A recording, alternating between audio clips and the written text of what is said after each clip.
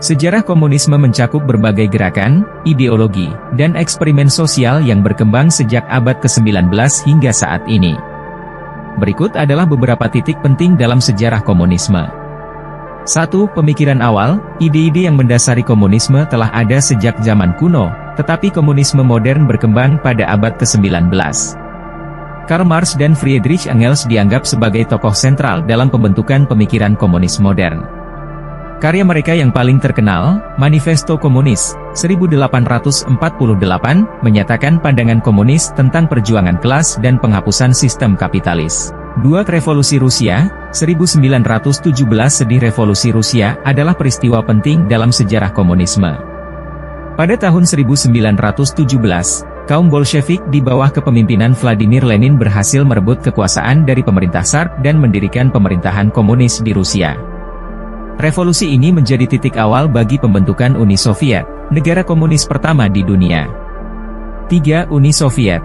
Dibentuk pada tahun 1922, Uni Soviet menjadi contoh utama negara komunis di dunia. Di bawah kepemimpinan Lenin dan kemudian Joseph Stalin, Uni Soviet mengalami industrialisasi yang cepat, tetapi juga dikenal karena represi politik dan kebijakan kolektivisasi pertanian yang kontroversial.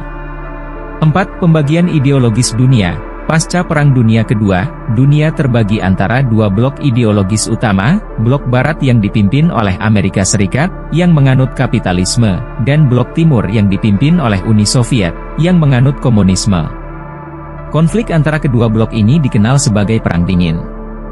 5. Eksperimen komunis di negara-negara lain. Selain Uni Soviet, berbagai negara lain juga mencoba menerapkan ideologi komunis, meskipun dengan hasil yang bervariasi. Contohnya termasuk Republik Rakyat Tiongkok di bawah kepemimpinan Mao Zedong, Korea Utara di bawah Kim Il-sung, Kuba di bawah Fidel Castro, dan Vietnam di bawah Ho Chi Minh. 6. Reformasi dan runtuhnya Uni Soviet. Pada tahun 1980-an, Uni Soviet mengalami krisis ekonomi dan politik yang parah.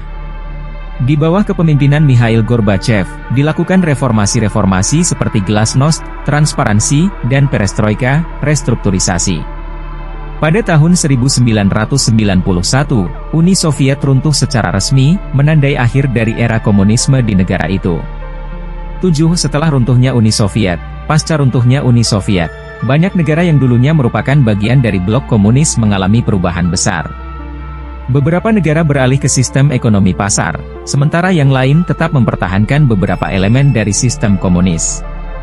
Sejak runtuhnya Uni Soviet, komunisme tidak lagi menjadi kekuatan utama dalam politik global, meskipun masih ada negara-negara yang menganut ideologi ini. Selain itu, konsep-konsep komunis tetap menjadi topik diskusi dalam politik dan ekonomi kontemporer.